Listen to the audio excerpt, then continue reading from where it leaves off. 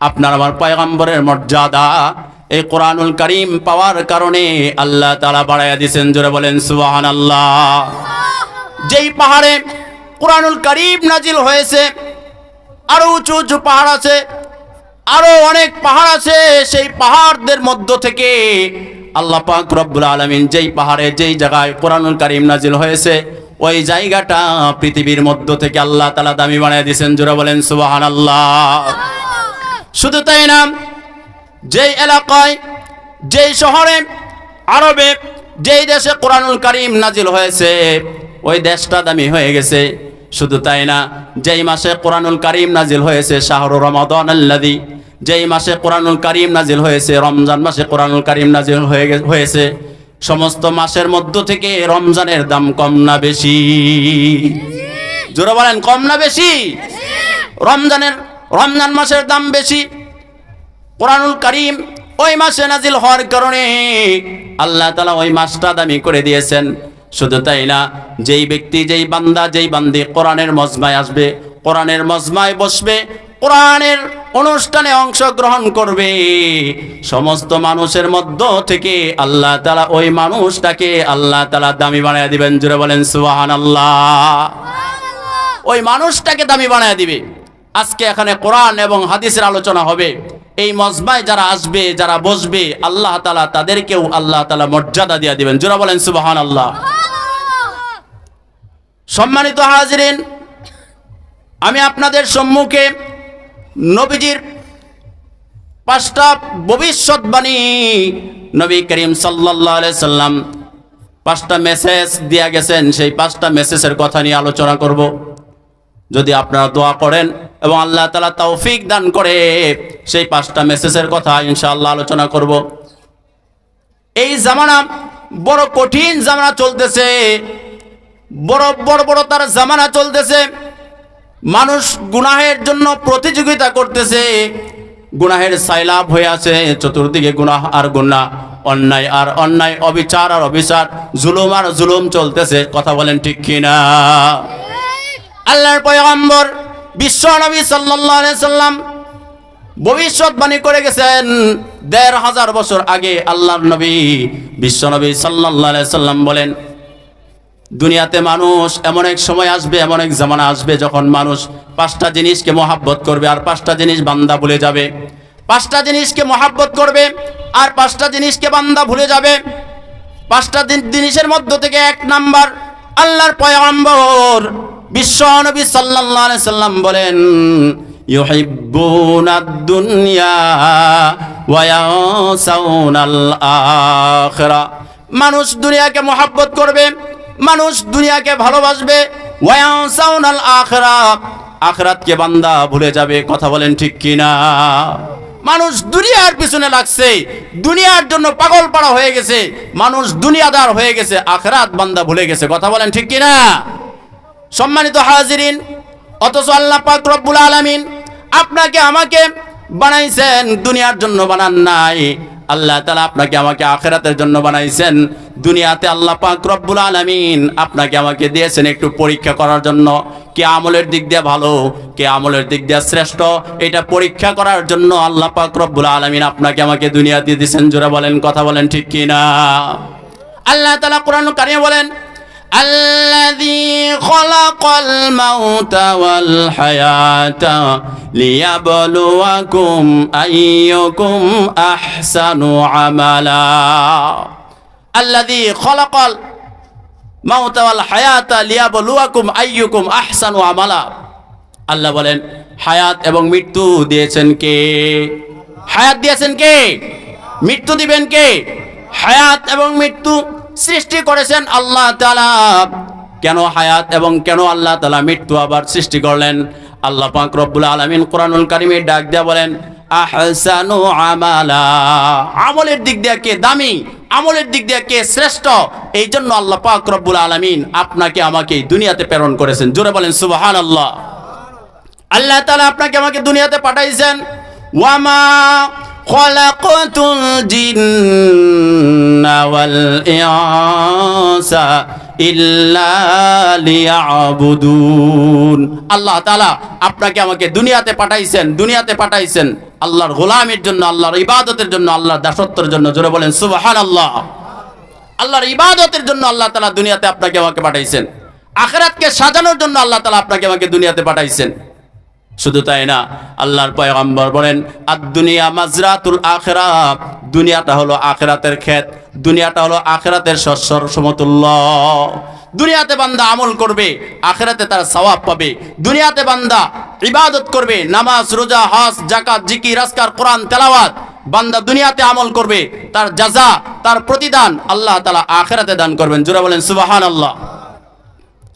আল্লাহর পয়গম্বর বিশ্বনবী সাল্লাল্লাহু আলাইহি সাল্লাম বলেন ইউহিব্বুনাদ দুনিয়া ওয়া ইয়ানসাউনাল আখিরাহ।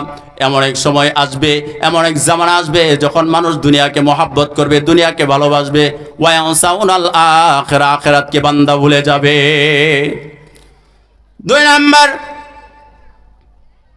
দুই নাম্বার আল্লাহর নবী বিশ্বনবী সাল্লাল্লাহু আলাইহি সাল্লাম বলেন এমন এক জামানা আসবে, এমন এক সময় আসবে যেই সময় বান্দা অর্থ সম্পদকে মহাব্বত করবে, কিন্তু বান্দাকে হিসাব দিতে হবে, হিসাবের কথা বান্দা ভুলে যাবে। আল্লাহর পয়গম্বর বলেন ওয়া ইউহিব্বুনাল মাল ওয়া ইয়ানসাউনাল হিসাব। ওয়া ইউহিব্বুনাল মাল ওয়া ইয়ানসাউনাল হিসাব। বান্দা মালকে, অর্থ সম্পদকে বান্দা মহাব্বত করবে, ওয়া ইয়ানসাউনাল হিসাব, হিসাবের দিনের কথা বান্দা ভুলে যাবে। আপনাকে আমাকে আল্লাহর আদালতে দাঁড়ায়া, আল্লাহর কাঠগড়ায় দাঁড়ায়া হিসাব দিতে হবে কি হবে না? জোরে বলেন, হিসাব দিতে হবে কি হবে না? আল্লাহর আদালতে দাঁড়ায়া আপনার এই হায়াতে জিন্দেগির হিসাব দিতে হবে। আল্লাহ তাআলা কোরআনুল কারীমে বলেন ইয়াউমা লা ইয়ানফাউ মালুন ওয়ালা বানুন ইল্লা মান আতাল্লাহা বিকলবিন সালিম। আল্লাহ তাআলা বলেন তুমি যে মালের পিছনে, তুমি যে অর্থ সম্পদের পিছনে দৌড়াচ্ছ, এই অর্থ সম্পদ কাল কিয়ামতের মাঠে তোমার কোনো কাজে আসবে না, তোমার সন্তান কোনো কাজে আসবে না। বিকলবি সালিম, সুস্থ হৃদয়, সুন্দর হৃদয় কিয়ামতের মাঠে তোমার কাজে আসবে। যে অর্থ সম্পদের পিছনে দৌড়াইয়া আপনি আমি আল্লাহর হুকুম সীমা লঙ্ঘন করতেছি, অর্থ সম্পদ আপনার আমার কোনো কাজে আসবে না ময়দানে মাহশরে। আল্লাহ তাআলা বলেন ময়দানে মাহশরে কোনো কাজে আসবে না। আল্লাহ নবী ভবিষ্যৎবাণী করে গেছেন ওয়া ইউহিব্বুনাল মাল ওয়া ইয়ানসাউনাল হিসাব। বান্দা মাল, অর্থ সম্পদকে মহাব্বত করবে, ওয়া ইয়ানসাউনাল হিসাব, হিসাবের দিনের কথা বান্দা ভুলে যাবে। তিন নাম্বার কথা, আল্লাহ নবী বিশ্বনবী সাল্লাল্লাহু আলাইহি সাল্লাম, আল্লাহ নবী বিশ্বনবী সাল্লাল্লাহু আলাইহি সাল্লাম বলেন ওয়া ইউহিব্বুনাল খালকা ওয়া ইয়ানসাউনাল খালিক।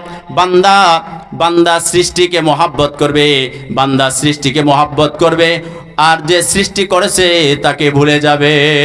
সৃষ্টি করছে কে? জোরে বলেন, সৃষ্টি করেছে কে? আল্লাহ তাআলা সৃষ্টি করেছেন, সে আল্লাহকে ভুলে যাবে। বান্দা সৃষ্টিকে মহাব্বত করবে, স্রষ্টাকে ভুলে যাবে।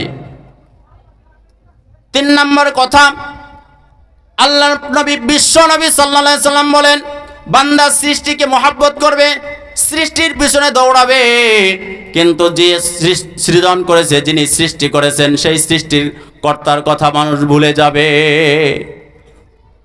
চার নম্বর কথা, আল্লাহর নবী বিশ্বনবী সাল্লাল্লাহু আলাইহি সাল্লাম বলেন ওয়া ইউহিব্বুনাজ যুনুব ওয়া ইয়ানসাউনাত তাওবা। ওয়া ইউহিব্বুনাজ যুনুব ওয়া ইয়ানসাউনাত তাওবা। বান্দা গুনাহকে মহব্বত করবে, গুনাহকে ভালোবাসবে, ওয়া ইয়ানসাউনাত তাওবা, তওবার কথা বান্দা ভুলে যাবে। বান্দা গুনাহকে মহব্বত করবে, গুনাহকে ভালোবাসবে, কিন্তু তওবার কথা বান্দা ভুলে যাবে। কথা বলেন ঠিক কি না? এই যে বর্তমান সময় আপনার আমার চতুর্দিকে, ঘরে বাইরে চতুর্দিকে গুনাহ আর গুনাহ, গুনাহের সাইলাব চলতেছে, গুনাহের সাইলাব চলতেছে।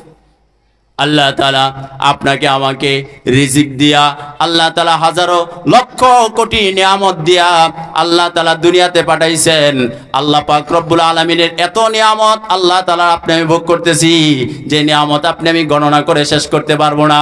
আল্লাহ পাক রব্বুল আলামিন ময়দানে মাহশরে আপনার কাছে আমার কাছে যদি এক গ্লাস পানির মূল্য চায়, এক গ্লাস পানি বান্দা তোমাকে আমি খাওয়াইলাম, ডাবের পানি খাইছো এটা বাদ দাও, বিভিন্ন রকম শরবত খাইছো এগুলো বাদ দাও, বিভিন্ন রকম বোতলের 7 আপ খাইছো এগুলো বাদ দাও, এক গ্লাস ঠান্ডা পানি তুমি পান করলা, এক গ্লাস পানির হিসাব দেও আপনার আমার দেওয়ার ক্ষমতা যোগ্যতা কারো আসেনি? নাই। অথচ আল্লাহ তাআলা কত দামি দামি খাবার আপনাকে আমাকে খাওয়াইতেছেন, কিন্তু বান্দা সেই নিয়ামতের শুকর আদায় না করে বান্দা উল্টা গুনাহ করে, বান্দা নাফরমানি করে, বান্দা অন্যায় করে, বান্দা সীমা লঙ্ঘন করে, বান্দা আল্লাহর হুকুম নষ্ট করে। এই বান্দার তওবা করা দরকার, বান্দাকে ফিরে আসা দরকার, এই চিন্তা বান্দার মাথায় নাই। কথা বলেন ঠিক কিনা? অথচ আল্লাহ তাআলা কুরআনুল কারীমে বলছেন, বান্দা তুমি গুনাহ করছো, অন্যায় করছো, অবিচার করছো, তোমার নফসের উপরে জুলুম করেছো, গুনাহ করতে করতে তুমি আসমান এবং জমিন এর মাঝখানে যত ফাঁকা জায়গায় পরিমাণ তোমার গুনাহ হয়ে গেছে, সমুদ্রের ফেনা পরিমাণ তোমার গুনাহ হয়ে গেছে, পাহাড়ের ওজন পরিমাণ তোমার গুনাহ হয়ে গেছে। এত গুনাহ নিয়ে তুমি হতাশ হয়ে গেছো, অস্থির হয়ে গেছো। বান্দা অস্থির হওয়ার কিছু নাই, অস্থির হওয়ার কিছু নাই। আল্লাহ তাআলা বলেন, লা তাকনাতু মির রাহমাতিল্লাহ ওয়ালা ইয়াগফিরুজ যুনুবা জামিআ। আল্লাহ তাআলা বলে, লা তাকনাতু মির রাহমাতিল্লাহ, বান্দা তুমি নিরাশ হয়ো না, বান্দা তুমি অস্থির হয়ো না, বান্দা তুমি হতাশ হয়ো না, তুমি আমার রহমতের আশাবাদী হও, রহমতের ছায়াতলে আসো, আমার দিকে মুতাওয়াজ্জু হও। আমি আল্লাহ তাআলা তোমার পাহাড় পরিমাণ গুনাহ, আসমান জমিনের মাঝখানে ফাঁকা জায়গা পরিমাণ গুনাহ, সমুদ্রের ফেনা পরিমাণ গুনাহ আমি আল্লাহ তাআলা মাফ করে দেব। সুবহানাল্লাহ বলেন। বান্দা গুনাহ করতে করতে আল্লাহর যত মাখলুকাত আছে সমস্ত মাখলুকাত গুলো আল্লাহর কাছে আরজি করে, আল্লাহর কাছে আবেদন করে, আল্লাহ অনুমতি দেও তোমার এই নাফরমান বান্দাকে, তোমার এই গুনাহগার বান্দাকে আল্লাহ গ্রাস করে নেই। আল্লাহ অনুমতি দেও তোমার বান্দাকে উড়াইয়া দেই, আল্লাহ অনুমতি দেও তোমার বান্দাকে পানির মধ্যে ডুবাইয়া দেই। আল্লাহ ডাক দিয়ে বলে, মাখলুক বান্দা যদি তোমার হয়, বান্দা যদি তোমার হয়, তোমার যা মন চা তা করো, আর বান্দা যদি তোমার না হয়, বান্দা যদি আমার হয়, আমার উপর ছেড়ে দাও। আমার দিকে যদি বান্দা মুতাওয়াজ্জু হয়, আমার দিকে বান্দা যদি ফিরে আসে, আমি আল্লাহ তাআলা বান্দার গুনাহ মাফ করে দিব। সুবহানাল্লাহ। আল্লাহ বলেন, বান্দা তোমার গুনাহ পাহাড় পরিমাণ হয়ে গেছে, সমুদ্রের ফেনা পরিমাণ হয়ে গেছে, তুমি ফিরে আসো, তুমি ফিরে আসো, তোমার গুনাহ আমি আল্লাহ তাআলা মাফ করে দেব। জোরে বলেন সুবহানাল্লাহ। ইউসুফ আলাইহিস সালাতু ওয়াস সালামের ইতিহাস তালাশ করে দেখেন। জুলাইখা হযরত ইউসুফ আলাইহিস সালাতু ওয়াস সালামের প্রেমে আসক্ত ছিল। ইউসুফ আলাইহিস সালাতু ওয়াস সালামকে একে একে 7টা দরজা তালা দিয়ে অন্দরমহলে, একবারে অন্দরমহলে নিয়ে গুনাহের জন্য প্রস্তুতি গ্রহণ করছে। ইউসুফ আলাইহিস সালাতু ওয়াস সালাম তাওয়াক্কুল করছে আল্লাহর উপরে ভরসা করে বিসমিল্লাহ বলে ইউসুফ আলাইহিস সালাতু ওয়াস সালাম সামনের দিকে দৌড় দিছে। আল্লাহ পাক রব্বুল আলামিন প্রত্যেকটা দরজার তালা টাস টাস করে খুলে দিয়েছেন। জোরে বলেন সুবহানাল্লাহ। আল্লাহর ভয়ে ইউসুফ আলাইহিস সালাতু ওয়াস সালাম গুনাহ থেকে বাঁচতে চাইছেন, আর আল্লাহ পাক রব্বুল আলামিন ইউসুফ আলাইহিস সালাতু ওয়াস সালামকে ভয়ঙ্কর গুনাহ থেকে আল্লাহ তাআলা হেফাজত করছে কি করে নাই? হেফাজত করছেন। সে আল্লাহ এখনো আছে, সে আল্লাহ এখনো আছে। আপনি আমি যদি তওবা করি, আপনি আমি যদি আল্লাহর দিকে ফিরে আসি, আপনাকে আমাকে আল্লাহ তাআলা মাফ করে দিবেন। জুড়ে বলেন সুবহানাল্লাহ। সম্মানিত হাজিরিন, আল্লাহর নবী বলেন, ওয়ায়ুহিব্বুনা যুনুব ওয়ায়াসাউনা তাওবা। মানুষ গুনাহকে মহব্বত করবে, মানুষ গুনাহকে ভালোবাসবে। ওয়ায়াসাউনা তাওবা, বান্দা তওবার কথা ভুলে যাবে। এই জামানা আপনি আমি পার করতেছি, বান্দা তওবার কথা বান্দা ভুলে যাবে। 5 নাম্বার, নবী করিম সাল্লাল্লাহু আলাইহি সাল্লাম বলেন, ওয়ায়ুহিব্বুনাল কুসুরা ওয়ায়াসাউনাল মাকবারা। আল্লাহর নবী বলেন, বান্দা অট্টালিকা বানাবে, বান্দা বাড়ি গাড়ি করবে, বান্দা দামি দামি ঘর বানাবে। ওয়ায়াসাউনাল মাকবারা, 3.5 হাত কবরের কথা বান্দা ভুলে যাবে। কথা বলেন ঠিক কিনা? 3.5 হাত কবরের খবর আপনার আমার কাছে নাই। আল্লাহর নবী ১৫০০ বছর আগে ভবিষ্যৎবাণী করে গেছেন, এমন এক জামানা আসবে, এমন এক সময় আসবে যে মানুষগুলো ঘর বানাবে, বাড়ি বানাবে, বিল্ডিং বানাবে, অট্টালিকা বানাবে, কিন্তু ৩.৫ হাত কবরে চিরদিন তাকে শুয়ে থাকতে হবে। সেই ৩.৫ হাত কবরের কথা বান্দা ভুলে যাবে। অথচ আপনাকে আমাকে অবশ্যই কবরে যাওয়া লাগবে, আর কবরে আপনাকে আমাকে ১ দিন ২ দিন থাকা যাবে না। কবরে আল্লাহর নবী বলেন, যে ব্যক্তি কিয়ামতের আগের দিন মারা যাবে তাকেও ৪০,০০০ বছর কবরে অবস্থান করতে হবে। ৪০,০০০ বছর কবরে অবস্থান করতে হবে, ৪০,০০০ বছর। অথচ আপনি আমি দুনিয়াতে কয়দিনের হায়াত পাইলাম, দুনিয়াতে কয়দিনের আপনার আমার বাহাদুরি, কয়দিনের দুনিয়াতে আপনার আমার এই অহংকারী। কিন্তু নিমিষেই যখন আত্মাটা, যখন প্রাণবায়ু আপনার আমার বের হয়ে যাবে, তখন আপনাকে আমাকে কবরে যাওয়া লাগবে কি লাগবে না? আপনার আমার ঠিকানা, আপনার আমার জায়গা, আপনার আমার বাসস্থান, আপনার আমার কবর। কবর ছাড়া বান্দার কোনো গতি নাই। আখিরাতে যত ঘাটি আছে, সমস্ত ঘাটির মধ্য থেকে সর্বপ্রথম হইল কবর, সর্বপ্রথম হইল কবর। আল্লাহ নবীর সাহাবী হযরতে উসমান জিন্নুরাইন রাদিয়াল্লাহু তাআলা আনহু জান্নাতের কথা শুনলে, জাহান্নামের কথা শুনলে, জাহান্নামের আযাবের কথা শুনলে এত কান্না করতেন না, কিন্তু কবরের পাশ দিয়া যখন যাইতেন হযরতে উসমান রাদিয়াল্লাহু তাআলা আনহুর কান্নায় চোখ বেবে, গাল বেবে, পানি পড়ে পড়ে দাড়ি পর্যন্ত ভিজে যাইত। কবরকে এত ভয় পাইতেন, কেননা কবর তো যত ঘাটি আছে সমস্ত ঘাটির মধ্যে সর্বপ্রথম ঘাটি, সর্বপ্রথম মঞ্জিল হইল কবর। আপনার আমার এত দাম, এত সম্মান, এত ইজ্জত, আজকে আপনার আমার যদি মৃত্যু হয়ে যায়, আপনার আমার যদি আজকে এখন মৃত্যু হয়ে যায়, আপনার আমার আদরের বিবি বলবে, এই লাশটা অতি তাড়াতাড়ি ঘর থেকে বের করো। কথা বলেন ঠিক কিনা? আপনার আদরের বিবি, যাকে কলিজা দিয়া মোহাব্বত করেন, যাকে ভালোবাসেন, সেই বিবি বলবে, এই লাশটা বের করো। আপনি যে স্বামী, এই স্বামীর কথা আর মনে থাকবে না, লাশ হয়ে গেছেন। আপনার কলিজার টুকরা সন্তান, যেই সন্তানগুলোকে আপনি রোদের মধ্যে শুকায়া, বৃষ্টির মধ্যে ভিজে, মাথার ঘাম পায়ে ফেলে, সন্তানের একটু আরামের জন্য, সন্তানের একটু শান্তির জন্য, একটু কামাই করে সন্তানের একটু আরামের জন্য, একটু আয়েশের জন্য যে সন্তানের জন্য মাথার ঘাম পায়ে ফেলতেছেন, সেই সন্তান বলবে, বাবার লাশটা বের করো, বাবার লাশটা বের করো। আমরা ভয় পাই। কথা বলেন ঠিক কিনা? আপনি যে অর্থ সম্পদ কামাই করতেছেন, এই অর্থ সম্পদগুলো নিয়ে টানা হেঁচড়া শুরু হবে, বাগ বাটোয়ারা হয়ে যাবে। আপনার কবরে যাওয়ার মতো অর্থ সম্পদ আপনার সন্তানাদি, আপনার বিবি কেউ যাবে না। আপনার কবরে আপনাকেই যেতে হবে, আপনার কবরে আপনাকেই থাকতে হবে। তাও আল্লাহর রাসূল বলেন, যেই ব্যক্তি কিয়ামতের আগের দিন মারা যাবে, তাকেও ৪০,০০০ বছর কবরে অবস্থান করতে হবে। তাহলে দুনিয়ার তুলনায় কবরের জন্য প্রস্তুতি কম নেওয়া দরকার না বেশি নেওয়া দরকার? জোরে বলেন, কম নেওয়া দরকার না বেশি নেওয়া দরকার?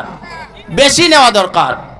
আসলে কবরের খবর আপনার আমার কাছে নাই, কবরের যে খবর, সেই খবর আপনার আমার কাছে নাই।